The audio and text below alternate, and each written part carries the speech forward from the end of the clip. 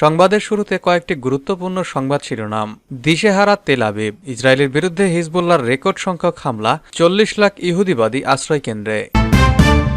এদিকে গাজায় যুদ্ধবিরতি প্রস্তাবে ভেটো দিয়ে যুক্তরাষ্ট্র নিজের গ্রহণযোগ্যতা নষ্ট করেছে বলছে রাশিয়া, চীন।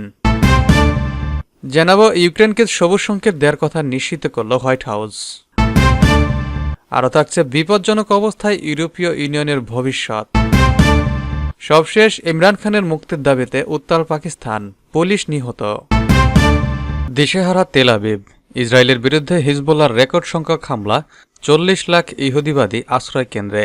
ইহুদিবাদী ইসরায়েলের বিরুদ্ধে একটি নির্দিষ্ট দিনে রেকর্ড সংখ্যক হামলা চালিয়েছে লেবাননের ইসলামী প্রতিরোধ আন্দোলন হিজবুল্লাহ। গতকাল হিজবুল্লাহ একদিনে ইসরায়েলের বিরুদ্ধে ৫১টি অভিযান চালিয়েছে বলে প্রতিরোধ ফ্রন্টের সঙ্গে সংশ্লিষ্ট গণমাধ্যমগুলো জানিয়েছে। এর আগে গত মাসে হিজবুল্লাহ একদিনে সর্বোচ্চ ৪৮টি অভিযান চালিয়েছিল।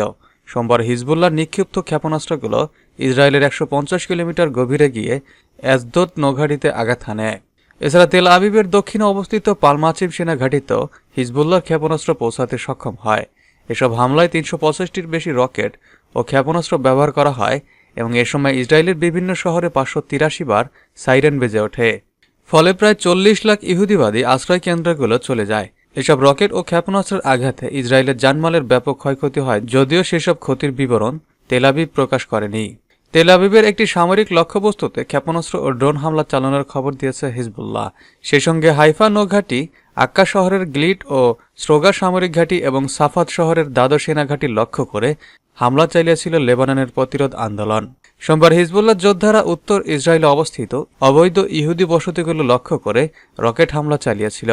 যেসব বসতিতে হামলা চালানো হয়েছে সেসবের মধ্যে রয়েছে কিরিয়াত শামনো, মেটুল্লা মানারা, সাফাদ মালত, তারশিহা, মেরন ও আবিবিম।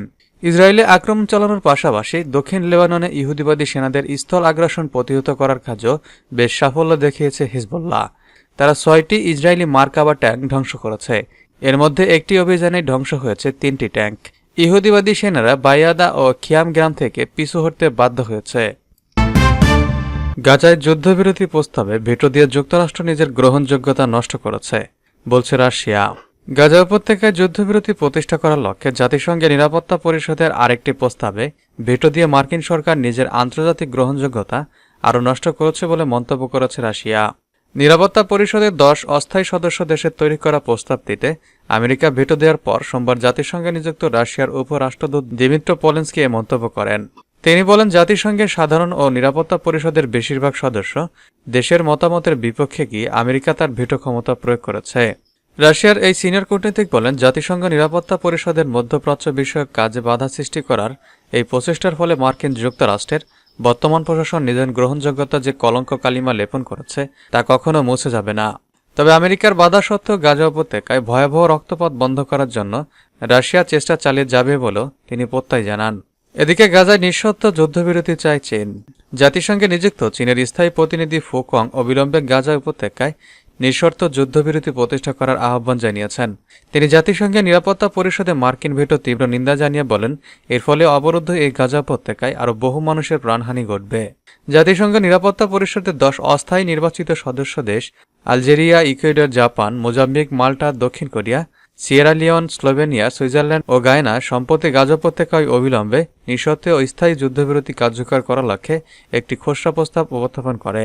গত বুধবার প্রস্তাবটির পক্ষে নিরাপত্তা পরিষদের স্থায়ী ও অস্থায়ী মিলিয়ে ১৪ দেশই ভোট দেওয়া সত্ত্বেও ইসরায়েলের প্রধান দোসর আমেরিকা ভেটো ক্ষমতা প্রয়োগ করে। গত বছরের ৭ অক্টোবর গাজায় ইসরায়েলি ভয়াবহ আগ্রাসন শুরু হওয়ার পর থেকে এ নিয়ে চতুর্থবার যুদ্ধবিরতি প্রস্তাব ভেটো দিয়ে আটকে দিল আমেরিকা।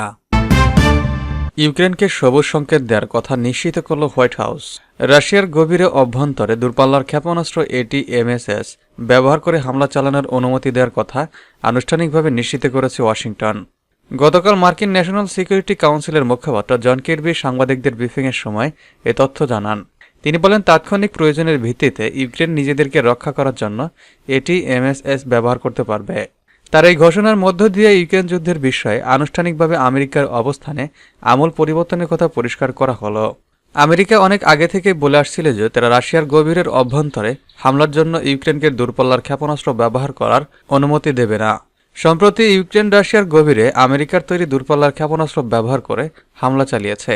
এ নিয়ে আন্তর্জাতিক পর্যায়ের অনেক কর্মকর্তা মার্কিন অবস্থানের পরিবর্তন নিয়ে কথা বলছেন, কিন্তু মার্কিন প্রেসিডেন্ট এবং তার প্রশাসনের কর্মকর্তারা এ বিষয়ে একেবারেই নীরব ছিলেন। জন কির্বির ঘোষণার মধ্য দিয়ে সেই নীরবতা ভাঙল। জন কির্বি বলেন, আমরা আমাদের অবস্থানে পরিবর্তন করেছি এবং ইউক্রেনকে নির্দেশনা দিয়েছি যে তারা রাশিয়ার কুরস্ক অঞ্চলের আশপাশে ATMSS ক্ষেপণাস্ত্র ব্যবহার করে সুনির্দিষ্ট কিছু লক্ষ্যবস্তুতে হামলা চালাতে পারে। আমেরিকা ও তার পশ্চিমা মিত্র দেশগুলো 2022 সালের যুদ্ধ শুরুর পর থেকে ইউক্রেনকে শক্তিশালী অস্ত্র দিয়ে আসছে, কিন্তু এসব দেশ সবসময় দাবি করছে তারা যুদ্ধের কোনো পক্ষে নয়। একই সময় নানামুখী সংকটের মধ্যে থাকার কারণে ইউরোপীয় ইউনিয়নের ভবিষ্যৎ ঝুঁকির মুখে পড়েছে। গতকাল সোমবার একথা বলেছেন 27 জাতির জোট ইউরোপীয় ইউনিয়নের বিদায়ী পররাষ্ট্রনীতি বিষয়ক প্রধান জোসেফ বরেল। তিনি আরও বলেন, ইউরোপীয় ইউনিয়ন আর কোনো মতে প্রতিরক্ষার জন্য আমেরিকার উপর নির্ভর করতে পারে না। তিনি ইউক্রেন, গাজা এবং আফ্রিকার পরিস্থিতি উল্লেখ করে বলেন, এই সমস্ত ঘটনা বিশ্ব নিরাপত্তাকে মারাত্মকভাবে ঝুঁকির মধ্যে ফেলেছে। নিজের অফিসিয়াল ওয়েবসাইটে জোসেফ বরেল আরও বলেন, গত কয়েক মাসে যে সমস্ত ঘটনা ঘটেছে তার দুর্ভাগ্যজনক। এগুলো আগেই ঠিক করা উচিত ছিল। ইউরোপ এখন বিপদের মধ্যে। তিনি বলেন, আমাদের ভূ রাজনৈতিক পরিবেশ ক্রমেই খারাপের দিকে যাচ্ছে এবং সংঘাত ও সংকট আমাদের দোরগোড়ায় এগিয়ে এসেছে। সংকট চলছে ইউক্রেন থেকে মধ্যপ্রাচ্যে, দক্ষিণ ককেশাস হয়ে আফ্রিকার সিং অথবা সাহেল অঞ্চল পর্যন্ত। এ সমস্ত ঘটনার কারণে ইউরোপের নিরাপত্তার বিষয়ে আমেরিকার প্রতিশ্রুতি ক্রমেই অনেক বেশি অনিশ্চিত হয়ে পড়ছে। ইউরোপীয় ইউনিয়নের এই শীর্ষ কূটনীতিক মার্কিন নির্বাচনে ডোনাল্ড ট্রাম্পের বিজয়ের দিকে ইঙ্গিত করে বলেন, সামগ্রিকভাবে ভবিষ্যতে ইউরোপের নিরাপত্তা অনেক বেশি অনিশ্চিত হয়ে পড়েছে। আমাদের কল্যাণ ও ভবিষ্যৎ প্রতি 4 বছর পর পর মার্কিন ভোটারদের মেজাজ মর্জির উপর নির্ভরশীল থাকতে পারে না। ইমরান খানের মুক্তির দাবিতে উত্তাল পাকিস্তান, নিহত পুলিশ। কারাগার থেকে বিরাট বিক্ষোভের ডাক দিয়েছেন পাকিস্তানের সাবেক প্রধানমন্ত্রী ও তেহরিক ইনসাফের প্রতিষ্ঠাতা ইমরান খান।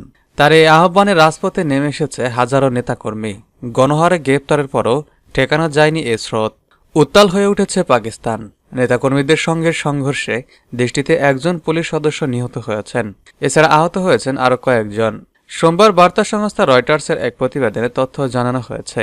ইমরান খানের দল ও দেশটির কর্মকর্তারা জানিয়েছেন, সোমবার রাজধানী ইসলামাবাদের বাইরে কারাবন্দী সাবেক প্রধানমন্ত্রী ইমরান খানের সমর্থকদের সঙ্গে নিরাপত্তা বাহিনীর সংঘর্ষ হয়েছে। এতে অন্তত একজন পুলিশ কর্মকর্তা নিহত হয়েছেন।